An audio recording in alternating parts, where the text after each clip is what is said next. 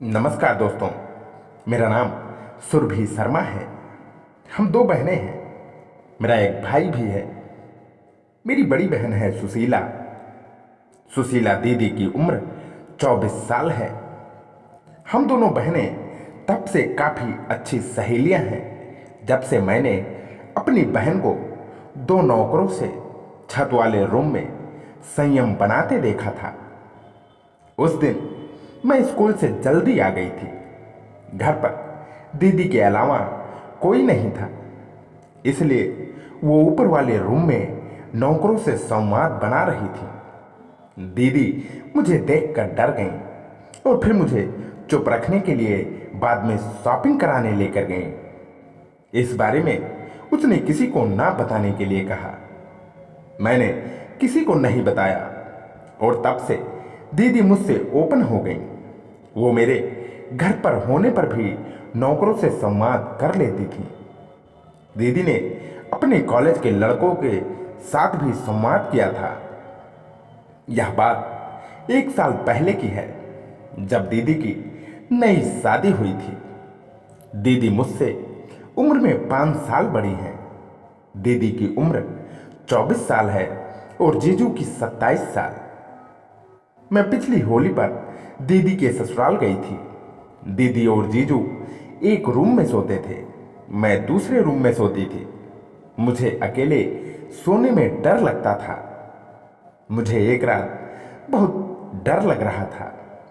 काफी कोशिश करने के बाद भी नींद नहीं आई तो मैं उठकर दीदी के रूम की तरफ जाने लगी। दीदी के रूम से अजीब सी आवाजें आ रही थी तो मैं बाहर रुक गई और खिड़की से देखने लगी। मैंने देखा कि दीदी और जीजू संवाद कर रहे थे।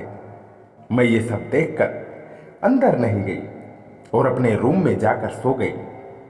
अगली रात को मैं उनके सोने से पहले ही उनके रूम में चली गई। मैंने कहा मुझे डर लग रहा है, तो बोले कोई बात नहीं, यहीं हमारे साथ सो जाना। उसके बाद जीजू तो पहले सो गए, मगर हम दोनों बहनें कुछ देर तक बातें करती रहीं। फिर दीदी को नींद आने लगी, मैं भी सो गई। रात करीब 11-12 बजे मेरी नींद खुली। मैंने पाया कि जीजू मेरे साथ संवाद की कोशिश कर रहे हैं।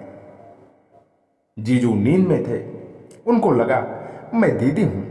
शायद उनकी नींद टूट चुकी थी और वो मुझे दीदी समझ रहे थे। कमरे में अंधेरा था, इसलिए कुछ दिखाई भी नहीं दे रहा था। मैं भी सोने का नाटक करती रही। फिर पता नहीं अचानक क्या हुआ, वो उठ बैठे और शायद उनको पता लग गया कि मैं उनकी साली हूं। वो उठकर दीदी के पास में जा लेटे। उन दोनों में कुछ खुसर फुसर हुई। मैं हल्की सी आंखें खोलकर सब देख रही थी।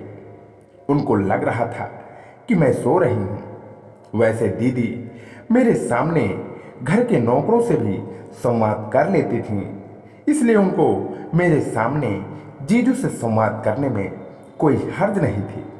मगर वो जीजू को इस बात का एहसास नहीं करवाना चाह रही थी कि हम दोनों बहनें संवाद की राजदार भी हैं। ये देखकर मैं तो एकदम से उत्साहित हो गई। जीजू जैसा पति तो बहुत किस्मत वाली औरत को मिलता है। मैं तो जीजू की फैन हो गई थी ये देखकर। अब मैं सोच रही थी कि काश जीजू का संवाद मुझे भी मिल जाए। काश मैं भी अपनी इच्छा पूरी कर लूं। किसी औरत को इस तरह से प्यार करने वाला आदमी ही मेरी इच्छा को पूरी तरह से खुश कर सकता है। 10 मिनट तक संवाद के बाद जीजू ने दीदी के पिछले कार्य में लगे। दीदी ने उनको पीछे हटा दिया। वे बोले क्या हुआ? दीदी नहीं, अभी नहीं, सुरभि उठ जाएगी। जीजू अब तक नहीं उठी तो अब क्या उठेगी? 10 मिनट तक दीदी का पिछला कार्य करने के बाद अब जीजू समापन के करीब पहुंच गए थे। इस तरह से दीदी के संवाद पर विराम लगा। मैं सोने का दिखावा करती रही। जीजू को शायद शक हो गया था। एक तो वे पहले ही मुझसे मिल चुके थे, तब भी मैं नहीं जागी थी। फिर उस रात को वो दोनों संवाद करके सो गए थे। अगला दिन फिर ऐसे ही निकल गया। उसके अगले दिन यानी कि तीसरे दिन फिर होली थी। अगले दिन मैं जीजू के साथ होली खेलने के लिए जल्दी जाग गई। मैं, दीदी और जीजू मोहल्ले में लगभग सुबह 10 बजे तक होली खेले। उसके बाद जीजू औषधि ले आए। दीदी ने मुझे मना किया पीने के लिए, मगर खुद वो 3 गिलास पी गई।